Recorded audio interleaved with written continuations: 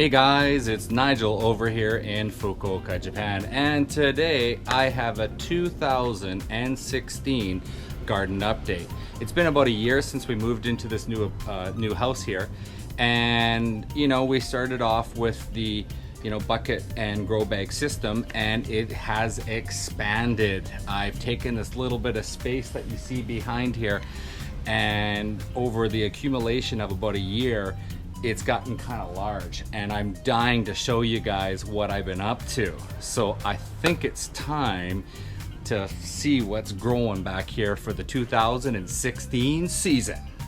Okay, the first thing we're going to be showing is the huge garden tower. I saw this on YouTube and we had an extra bucket. It used to be full of, I believe, sake, or what they call sochu, and we were just gonna half cut it, and I was like, no way, we're gonna put a whole bunch of holes in this thing, fill it up with soil. In the middle we have a huge pipe, and in there's a bunch of holes, and we put about 300 worms in there, and about once a week I stuff it with a whole bunch of banana and potato peelings with a little bit of manure and soil, and in there we have a little ecosystem of worms that are going between the pipe and the existing soil, which they'd be laying their eggs. So that's really good for vermicomposting. So we're gonna have a great little ecosystem in there. And then the pipe, the water goes into a bucket which is down below. We planted this about a month and a half ago, and man, this thing has tripled in size. I mean, look at these tomatoes. I had to get up on a ladder. I kind of made a mistake. I planted the tomatoes a little too close. I wouldn't do that next year. I would definitely leave a lot more space. But look at this. We've got an Anaheim 64 pepper here, and this thing is looking good. We've got tons of buds on there, lots of flowers. Back here, we have some lemon balm. There was actually mint growing underneath it, so I was quite surprised. And we've got some thyme down here. On the back side, we've got parsley.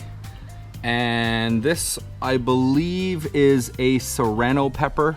I can't remember, I have a label on there. We got basil, and down there we have oregano. In here I've got some sage and green onions with a eggplant. Now the theory that I did with this is I wanted big, bushy, leafy things on top to protect the things like the strawberries down below here, because during the summer in Japan it gets ridiculously hot. So I wanted these things, these tomato plants and eggplants, which can withstand the super heats, and then that would create a bit of an umbrella for things like your mints and your lemon balms, sage over here, green onions, Italian parsley. Over there, that's an okra, and he's not doing so good, so I'm not too sure why he's not going absolutely ballistic. But overall, I absolutely love this bucket. You just water from the top, and the water will slowly ooze down to the lower sections. And also when you water here, it actually hits these little compartments, and the water will actually fill up into these gaps. Probably in the fall, we're gonna change this into a strawberry bucket. I usually don't do very well with strawberries, so I wanted to have something where the strawberries weren't sitting in the soil. And I believe this is gonna be the perfect system. So there you go. That is the huge, massive garden tower. Absolutely love this thing. The next thing I'll be showing is my pepper garden. Now what I've done here is, this is a concrete bucket. It's quite large. And what I did is I drilled 2 holes on each side. Now I only left about this much space on the bottom. And what I do to plug the hole is I just use these little wood dowels, and then I just plug that in like so. I have the control of either letting water fill up on the bottom of this, or I can just pull it out, and when we get like a super heavy rainfall, if the rain does come into here, it doesn't matter. It's just gonna shoot out on the sides. It's really important when you're pepper growing not to overwater these things.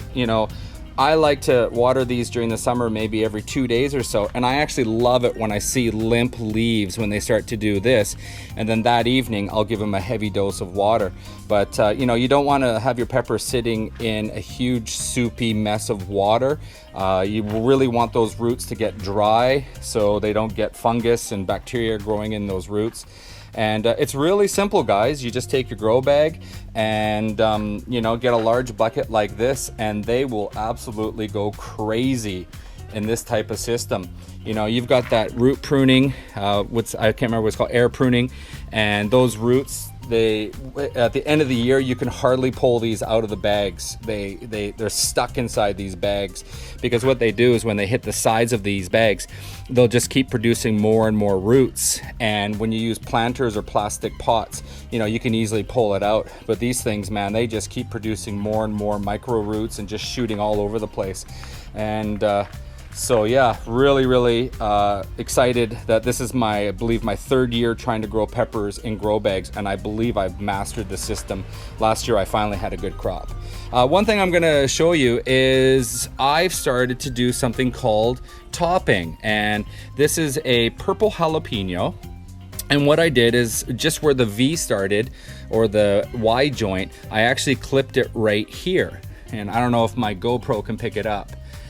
This is basically a sports camera, but it doesn't have a great zoom lens. But I mean, look at this. This is awesome. As soon as I cut the top off, I swear about 2 days later, what's this called? The elbow joint, it started growing, you know, new stems right inside the joint in here. I mean, we've got 1, 2, 3, 4, 5, 6, 7, 8. We've got 8, and I swear I can already see a bud forming inside there. Yeah, I can already see a flower. So I don't know, I've never done this, but as you know, on YouTube there is a bazillion videos on topping your pepper plants. I'm kind of excited about it, because what happens is with my peppers, they generally grow into like this Y type pepper, and they get kind of weak. They're not so strong. And the videos I've seen is they are super bushy pepper plants. So this guy has been topped, so we'll come back in about a month or two, see how he's doing when I do an update. And on the back, that is an Anaheim 64, and also that's been topped. This is a ancho, I can't remember, ancho something. It's a Mexican type pepper. Over there we've got another early jalapeno. None of those have been topped. And over here is the mystery plant. We don't know what he is. He lost the label and we don't know who he is, but whatever, I'll eat him. Okay, let's move on to the next stage. Okay, this is my huge, large raised bed garden, again in concrete buckets. Last year I designed this. If you like, I'll put a link in the description below so you can make your own. I absolutely love this thing. It's been a full year and I've had zero problems with this thing. It is rock solid. In the front, we have the final baby plants that are ready to go into their new bags. After this video, I'm going to cut a video on how I make my soil for my pepper plants. So that'll be in the description down below. Got a couple tomato plants back there. We've got some cucumbers. Can't go wrong, cucumbers. These things grow like weeds, and they will grow all the way to the top. Back there, we've got another Anaheim 64 growing in the back. It's getting bushy back here. Don't know if you can see them. That has not been topped. Over there is a Hungarian hot wax from my good friend Craig McDonald. He got those seeds. They are great. Ate them. Beautiful yellow pepper. This is a cayenne pepper. Now, we have topped this. And again, look at that. You can actually see it's producing, you know, the shoots between the joints. That's awesome. We want that. We want that big, bushy plant. Over here, just a little habanero. Didn't know what to do with them, so we put them in a pot. Again, I don't like pots, but let's see if the pot can produce a good habanero in the regular standard dollar pot. I don't know. He has been topped, and as you can see with the topping, it is producing, you know, between all the joints. Over here, from our good friend Craig, he has given us a beautiful Thai chili pepper. Dying to eat that. Got a cucumber in the back. Look at that habanero. He is looking huge. Look at him. He has been topped. I got a whole bunch of habanero plants, so I don't care. I can top. It's no big deal. You know, let's try it out. That's looking really good. Haven't seen anything shooting between the leaves yet, but I'm sure he'll be fine. Again, this is the ancho pepper. I can't remember the full name, but it's a nice mild pepper. We got a tomato plant, and in the back we have another cucumber. which is going to be trained to go up the pole and into our mesh netting back here. And finally, just on top of the shed, we've got ourselves a little cayenne pepper. He's sitting in the hot sun all day. I don't even know how he's living, but during the summer, I probably got to move him in the shade. And holy cow, my friend Craig, again, update to Craig there. He absolutely freaked out. He cannot believe we have artichokes in Japan. I found them. I picked up 2. He came over and he's freaking out. He's like, dude, give me one, man. And I'm like, you bet, man, you can have one. Put him in a grow bag. It's too small for an artichoke, I know that, but what I'm gonna do is just, let him grow in here, get super happy, and then probably I'm gonna, take him out of this bag and put him in a huge grow bag somewhere. Maybe put him up here or something. That'd be pretty cool. And don't know if I'm gonna be able to produce a flower for eating, but maybe we can overwinter him and put him inside the house during the colder months of the winter. All right, here we go. We're gonna move on to phase 3. Just a quick plug here. I actually found this product from my wife's father, and he uses this on all of his flowers. It's called HB 101, and I started using this on all my seedlings as they were growing. It's I believe, based in Japan only, and it was born from the centuries of experience in the care of plants and trees, 400 years of family tradition and knowledge, passed from the generation to generation. It's not a plant food, it's not a natural fertilizer. It's basically made from the essence of long-lived trees, including cedar, cypress, and pine, and plantain, and it's well-known medical herb. It's non-toxic and pet safe.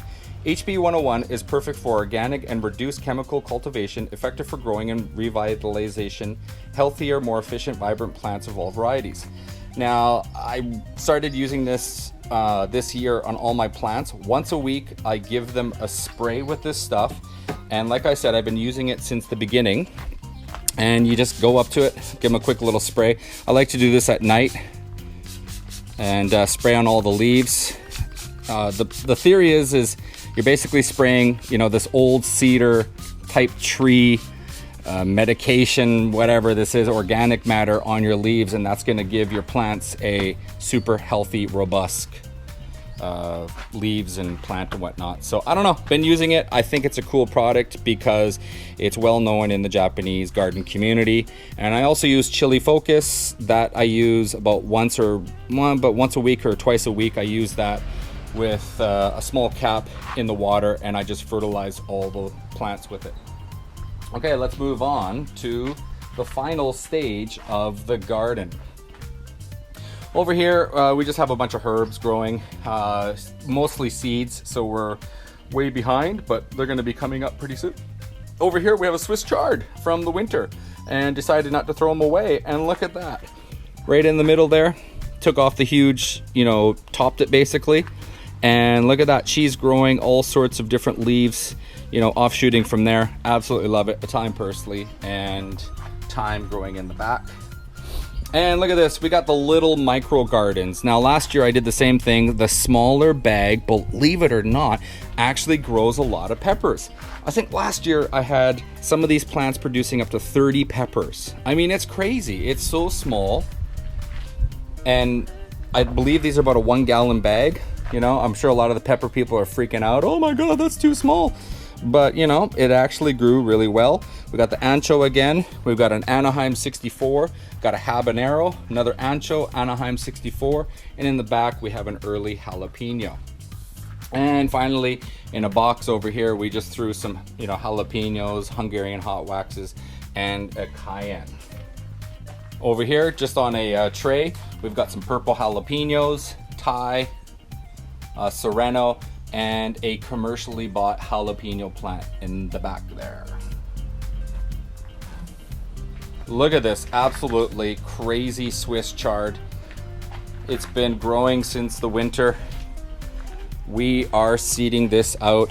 We want those seeds. Look at that. It's gone absolutely crazy. The Swiss chard from hell. Okay guys, the last tip I'm going to be using is cover your garden in plastic. It is really, really important to do. This is what saved all of my tomato and pepper gardens over the years. I had a couple of years ago where all of my tomatoes were destroyed in one crazy rain session. In Japan, we get a lot of monsoon type rains which drop huge amounts of rain, and the garden will be destroyed very, very quickly. I hear a lot of the American farmers, you know, a lot of our friends over there in the States, and they lose their garden because of the hail. I mean, why would you not want to cover all of your baby seedlings right away? You know, cover it up. It's not hard to do. Basically, I bought these at the garden center. They're like a U type joint, and then you put your plastic on top. You put a pole. Let me see if I can squeeze around here. You put a pole on the right, a pole on the left, and a pole down the middle. And what you do is, man, I don't know if you guys can get these things, but you just go up to the plastic, and then you push the middle down like so, and then that basically locks the plastic onto it. So again, you just go up to your thing, push it down, and that locks the plastic onto the pole. And then I just use these little garden clips here, and I just roll it up like so. Again, really, really, really good thing to do. Cover your pepper plants, tomato plants, and you will have some of the best vegetables growing in your garden with no problems during those crazy monsoon type rains. All right guys, that's the end of the video. I hope you've enjoyed it. I really wanted to show what was going on in my garden over here. I post pictures on Facebook groups, and a lot of people start posting, you know, man, how did you make that? What's going on? Because I believe this is kind of a unique garden system that I've created. And yeah, really excited. It's gonna be a great year. I actually bought a dehydrator so I don't waste any of my veggies, so I can start to dehydrate them, you know, grind them into powders and put them in the freezer. And gonna be making some beef jerky too. Can't wait. But yeah, other than that, I believe that's my garden update. I'm gonna keep you posted. In the next month, I'll create another video. Thanks for watching. Peace. A bit of everything in there. And I just like to mix that up. Okay, that's looking really good. Woo, nice smell coming from that.